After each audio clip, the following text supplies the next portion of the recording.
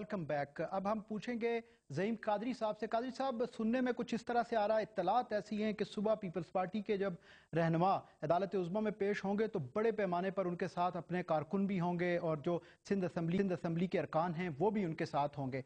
आपके दौर में भी ऐसी ही एक सूरत हाल पैदा हुई थी और उसके बाद आपको याद होगा कि क्या हुआ था, और शायद वो पाकिस्तान की अदलिया की तारीख में उसको स्याह तरीन दिन कहा जाता है। मॉब को कंट्रोल करना बड़ा मुश्किल हो जाता है। आप क्या मशवरा देंगे?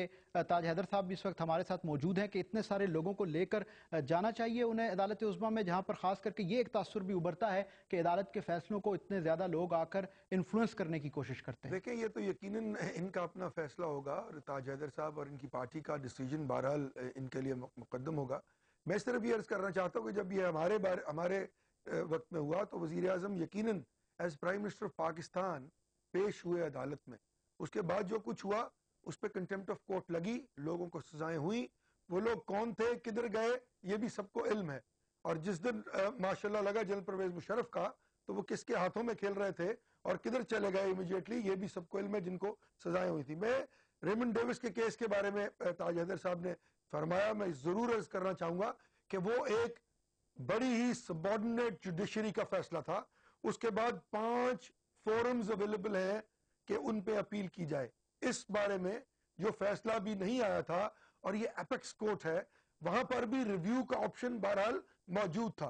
केस की लीगल इंप्लीकेशंस पे मैं बात नहीं कर सकता क्योंकि यकीनन मामला अदालत में सब जुडिस है, लेकिन मैं ये समझता हूं कि एक बार मैं वही बात अपील करूंगा कि देखें, अर्ज ये है कि पुरानी जुडिशरी, हमने ये कहा कि हम इस मुल्क में एक नया रुझान लेके आ रहे हैं जुडिशरी का।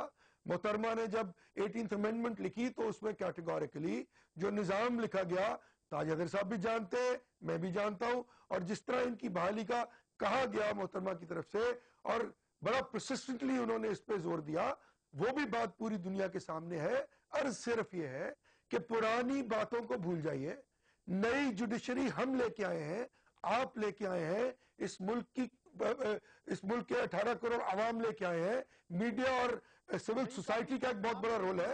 आपसे कादरी साहब ये पूछना चाहूंगा, ये बताइए कि आपके रहनुमा वैसे तो मुख्तलिफ मौकों पर पीपल्स पार्टी के साथ राबते में रहे हैं, तो क्या इस खास केस की अगर हम बात करें तो शहबाज शरीफ साहब, नवाज शरीफ साहब में से किसी ने राबता करके पीपल्स पार्टी के, या जिस तरह के बैक डोर चैनल भी होते हैं जमातों के दरमियान, उस पर किसी वक्त भी आप लोगों ने ये बात कही कि इस तरह से किस तरह से इसको हैंडल किया जाए, इस पर डिप्लोमेसी जो है ये मेरे ख्याल में चैनल्स डिस्टर्ब हो गए बहुत देर पहले, और मेरे ख्याल में जजों की बहाली के बाद जो लॉन्ग मार्च करना पड़ा और उसके बाद पैदर पे जब जिसको कहते हैं कि वो मिसट्रस्ट जो था वो बढ़ता गया और गल्फ बढ़ता गया पॉलिटिकल पार्टीज में, जो बहरहाल किसी भी सियासी निजाम के लिए कोई अच्छी बात नहीं है।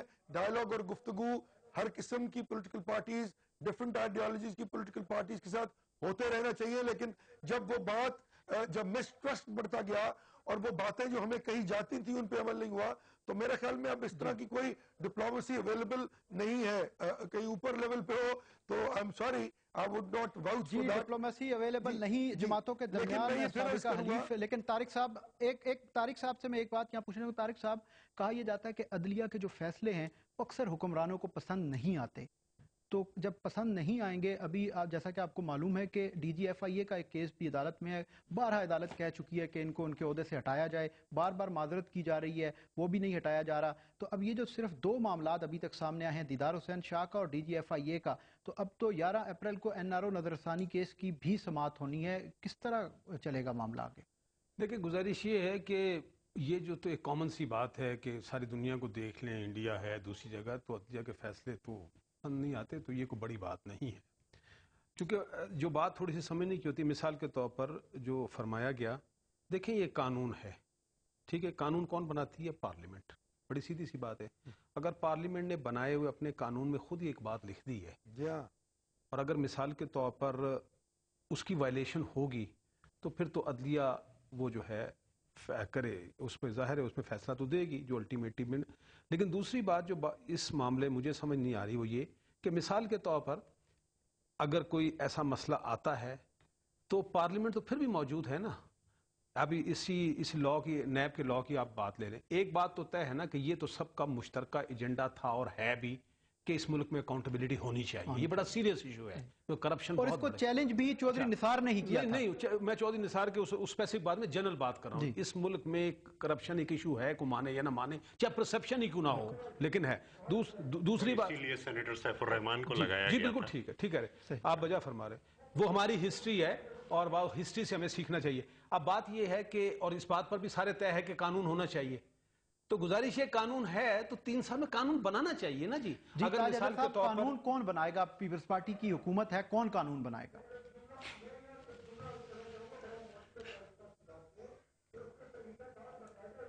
اور محترمہ شہید نے بڑی ڈیلیبریشنز کے بعد وہ جو آرٹیکل ہے وہ اس میں شامل کیا تھا, اور طریقہ کار باقاعدہ موجود ہے اس میں 18th amendment میں. اسی پر ہم تاج حیدر صاحب سے پوچھیں گے. تاج حیدر صاحب 18ویں ترمیم میں وہ کہہ رہے ہیں کہ طریقہ کار اس کا جواب دوں گا اور احتجاج کے ساتھ جواب دوں گا. جی, پہلی بات تو یہ کہ جو ہمارا آرڈیننس ہے 2003 کا, اس میں سپیریئر جوڈیشری اور لوور جوڈیشری کی تخصیص نہیں ہے.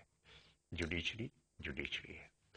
ایک تو میں یہ عرض کروں گا. دوسری یہ جس چیز پہ مجھے احتجاج ہے وہ یہ ہے کہ 8 اپریل 2008 میں کو ایک پورا مسودہ 18ویں ترمیم کا دیا گیا تھا تمام سیاسی جماعتوں کو, اور سب سے پہلے پاکستان مسلم لیگ نون کو دیا گیا تھا.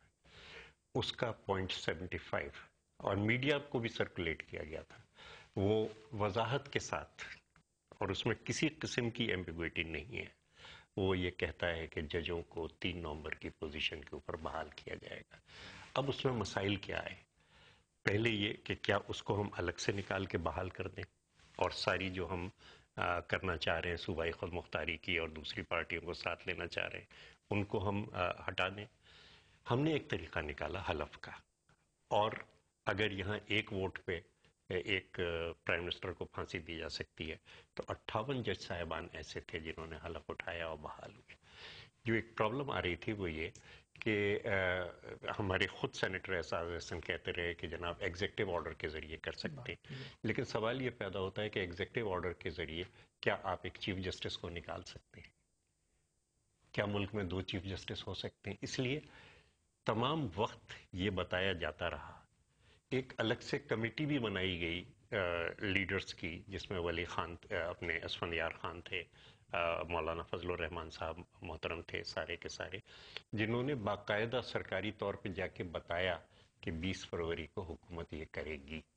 لیکن اس کے باوجود کیونکہ حکومت کر رہی تھی یہ چیز, اس لیے حکومت کو بدنام کرنے کے لیے ایک جو تھا ہنگامہ کیا گیا. اور یہ کہنا کہ جی آپ کی نیت خراب ہے اور آپ نے یہ وعدہ کر دیا, تو یہ تمام کی تمام چیز اس کریڈٹ کو ہم سے لینا ہے. تو آپ یہ کہنا چاہ رہے ہیں کہ یہ جو لانگ مارچ تھا سارے کا سارا ایک سٹیج تھا؟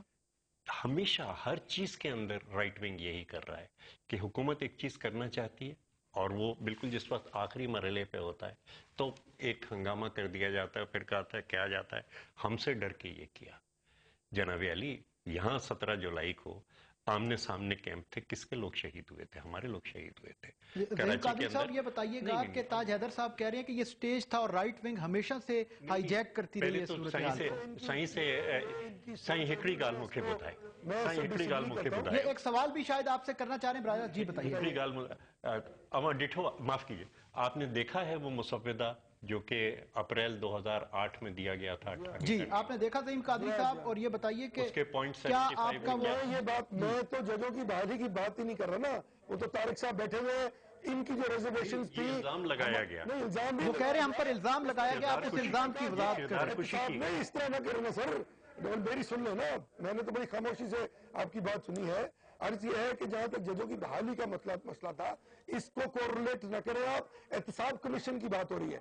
ججوں کی بحالی کے مسئلے پر وکلا تنظیمیاں طارق صاحب بیٹھے ہوئے, جو وہ کہیں گے میں مان لوں گا.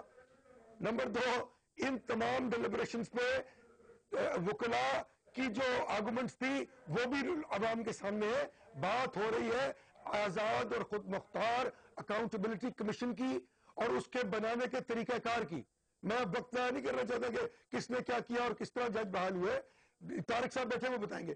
میرا صرف یہ سوال ہے کہ وہ خود مختار اور آزاد احتساب کمیشن جس کے بارے میں ہم نے 18th امینڈمنٹ میں لکھا تھا کہ اس کا یہ طریقہ کار ہوگا, کیا وہ طریقہ کار اپنایا گیا؟ کیا ایک टेलीफोन कॉल और सिर्फ बता देना ही काफी था, नहीं। अगर आप उसकी इम्प्लीकेशंस पे गौर करें तो उस 18th अमेंडमेंट के मुसवदे में ये भी लिखा हुआ है कि अगर PMLN जो कि सिग्नेटरी थी चार्टर ऑफ डेमोक्रेसी की, ये मैं चार्टर ऑफ डेमोक्रेसी की बात कर रहा हूँ, चार्टर ऑफ डेमोक्रेसी की सिग्नेटरी थी, अगर हम लीडर ऑफ द ऑपोजिशन नहीं भी होते तो तब भी पीपल्स पार्टी या जो भी गवर्नमेंट होती, और अगर पीपल्स पार्टी इसी तरह अगर वो अपोजिशन होती, हम तब भी पाबंद थे उनसे पूछने के, क्योंकि हम सिग्नेटरी थे। ये मोरालिटीज होती हैं इस तरह के डॉक्यूमेंट्स की, ये सैंक्टिटीज होती हैं इस तरह के डॉक्यूमेंट की, जिसको हमने ये कहा था कि ये पाकिस्तान की तारीख का सबसे बड़ा सोशो पॉलिटिकल जो है एग्रीमेंट है। इस तरह की दस्तावेजात की मोरालिटीज होती जी, हैं। तो इस social वक्फे के political बाद हम agreement जब का आएंगे तो ताज हैदर साहब से ये पूछेंगे कि वो मोरालिटीज क्या हैं। यहाँ लेते हैं एक छोटा सा ब्रेक।